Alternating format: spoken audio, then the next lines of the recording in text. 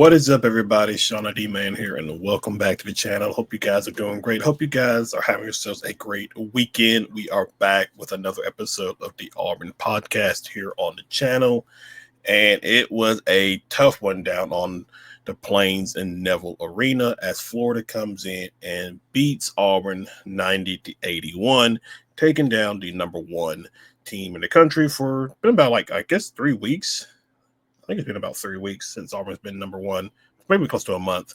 Tough. The score is closer, but watching the game,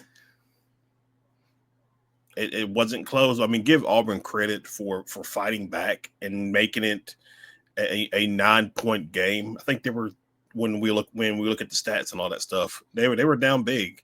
I don't know. This was a game that a lot of fans thought Auburn could lose.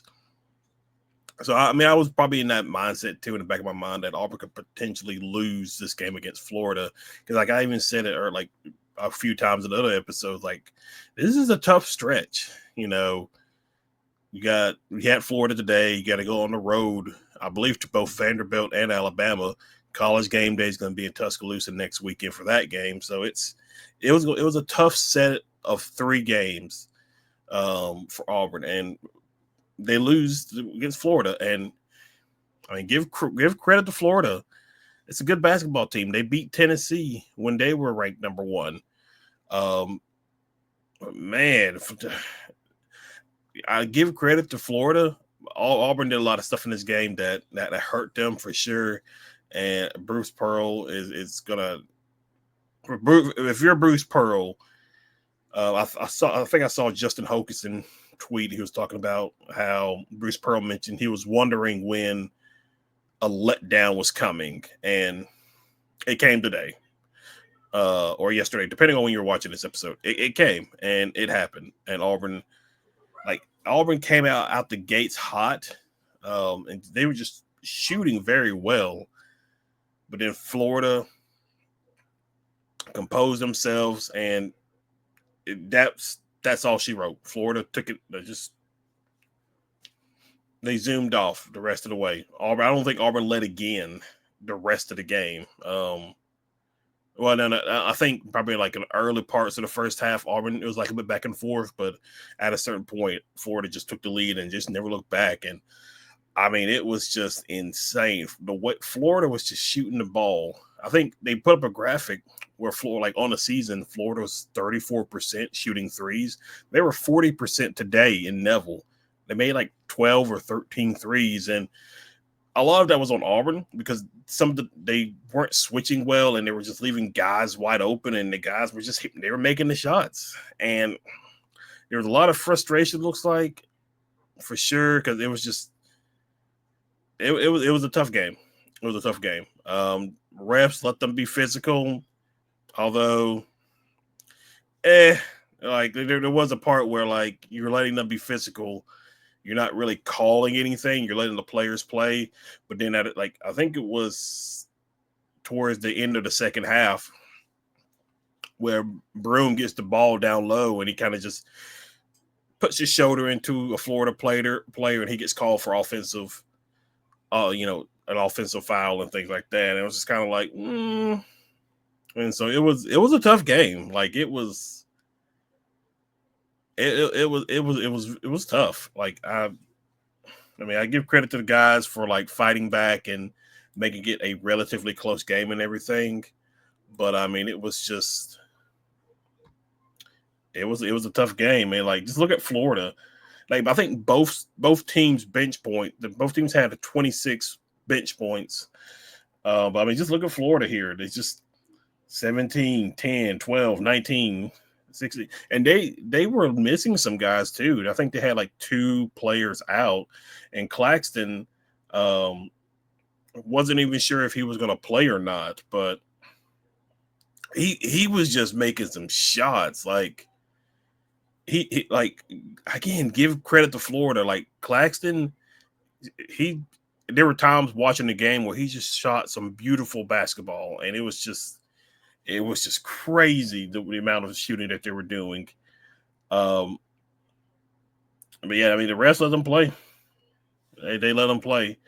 As far as Auburn goes, Broom 18, Dylan 5, Chad. I don't know. He went down with a little bit of an injury. Not sure. What's um, uh, about that. Hopefully he's okay. It's just like he's past maybe this game and maybe the past 2 games. He just has not been shooting the ball well, and like he gave you 6 points. Denver Jones, probably the first game in a while where he doesn't do much for you. Miles Kelly gives you 22 points. Like, what more could you ask for?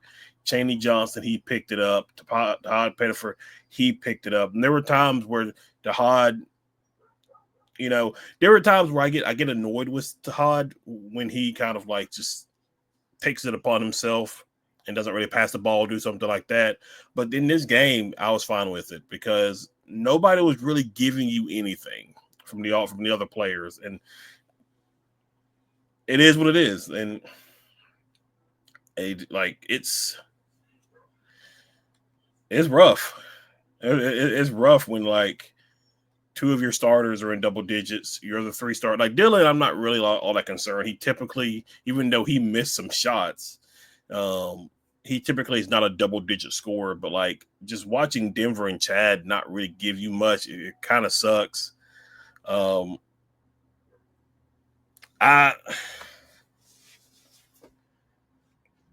don't know. It sucks because I would have maybe liked to see Ja'Kai Howard get in the game. I don't know how much of the doghouse he's in, but I think you'll need a guy like him down the stretch. And again, it just sucks that like JP Pegues could not give you anything this season. So if you would have told me that JP Pegues wouldn't really give you anything pretty much the entire season, then I would have just probably took a different player. And that's just me speaking. But listen, it's one game. So like Auburn, you're 21-2, still atop of the SEC, still going to be a number 1 overall seed unless you just kind of like just collapse the rest of the way, because you're going to have other quad 1 opportunities, because you still got Alabama. You got to play them twice. Texas A&M's a top 10 team. Got to play Arkansas, Georgia again, Ole Miss again. So there's going to be opportunities, but it was a tough game for sure for Auburn today.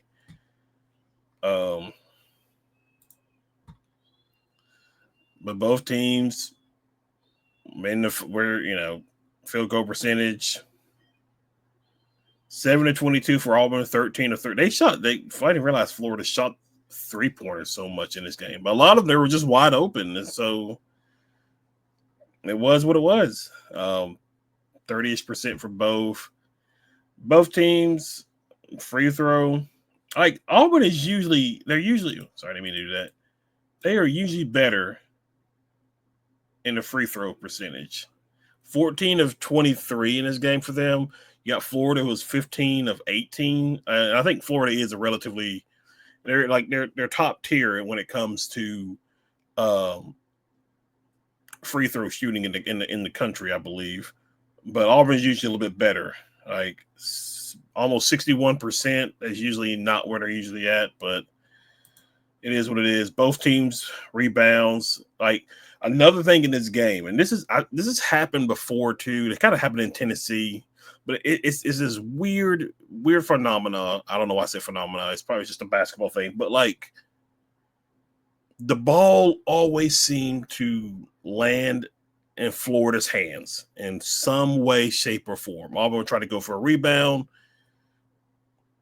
They don't come down with 2 hands, or they try to tip it out. It goes directly to a Florida player. Like Florida was always seemed to be in the right place at the right time to get a rebound, and it benefited them. Like Auburn slight edge in the offensive rebounds, but defensive rebounds, Florida slight edge. So I mean, both teams were getting rebounds, but a lot of times it just felt like, in just watching it, Florida was just getting the majority of the rebounds.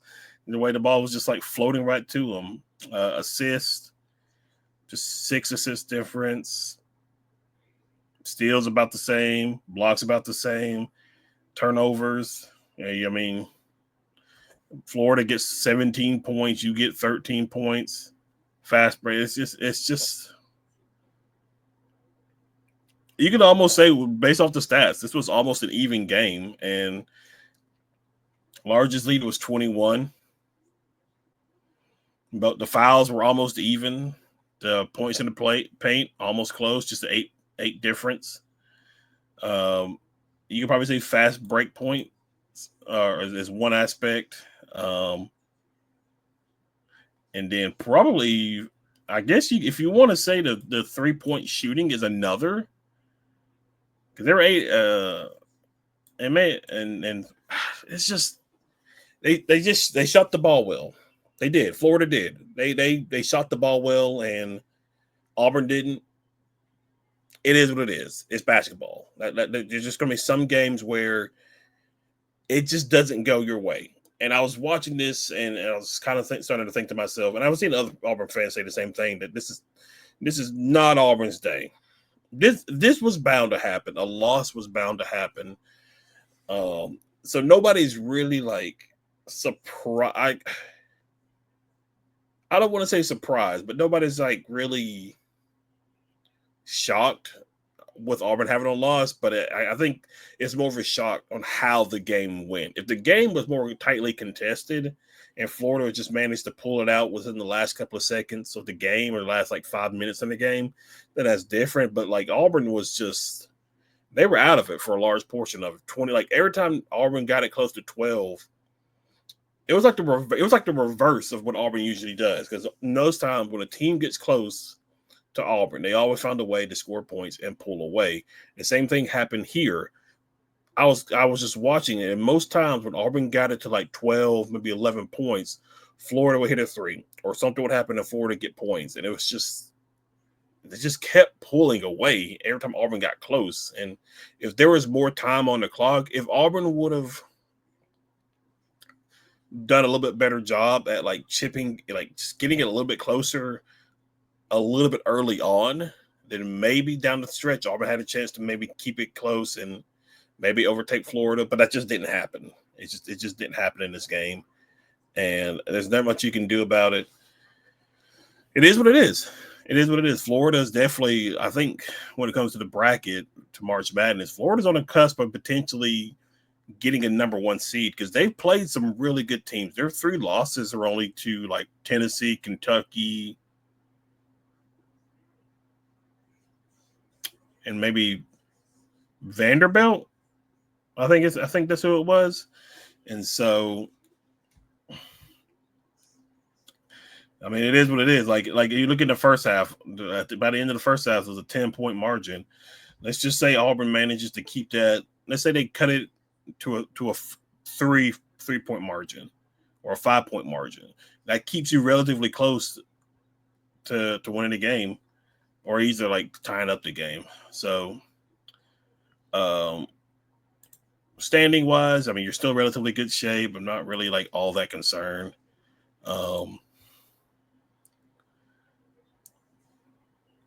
You'll be tied up with Alabama, because Alabama plays Arkansas. If they haven't already tipped off, I don't remember what time they tip off. But if Alabama beats Arkansas, then Auburn's got to beat Vanderbilt next week, and then potentially the top of the league, it's gonna be Alabama and Auburn for sure. And then whoever wins that game is probably going to has the best chance of taking the regular season title. But I didn't even realize that Texas A&M was a top 10 team. Like, that's crazy. The SEC's tough. It is such a tough league this year. And I just look at everybody. Majority of the league, like the top half of the league, Tennessee, A&M, Florida, Alabama, Auburn, like just, and then all these other teams are not pushovers either. And so it's tough. It is definitely a tough league this year. So, I mean, it is what it is. Auburn should be fine. They've got, but have they announced that game? It's an early tip-off. They're on the road to Vanderbilt, 6 p.m. tip-off. So we got ourselves an early tip-off action. So that's nice. And then Saturday they got Alabama, back-to-back, or 3 straight home games with Arkansas, Georgia, and Ole Miss.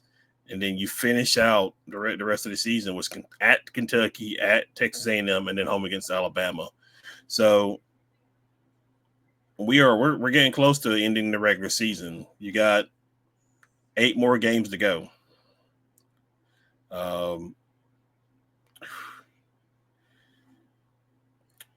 Really, your tough test is at Alabama and Tuscaloosa. We'll have to see how Auburn bounces back against Vanderbilt. So how Auburn plays against Vanderbilt on the road is going to tell us a lot about what Auburn is going to be like going down the stretch. And I wonder if Bruce Pearl not necessarily makes adjustments, but he tries something different, especially since we don't know the health of Chad Baker-Mazara. Is he going to be good to go? Because he got hit in the head by Dylan Cardwell. So we'll just have to wait and see how that shapes up. Do we start to see maybe a little bit more of start re-seeing Ja'Kai Howard a little bit more, or what? It's going to be interesting to see what happens on Tuesday in Nashville against Vanderbilt. But all right, guys, that's pretty much it. Just wanted to drop a quick little review of the Auburn Florida game. If you're new to the channel, be sure you hit that like and subscribe button. Comment below. Tell me what you thought about the game. What do you expect to see from Auburn going down the stretch? But other than that, guys, thank you for hanging out. Thank you for watching. And I will see you guys in the next video. Y'all have a good one.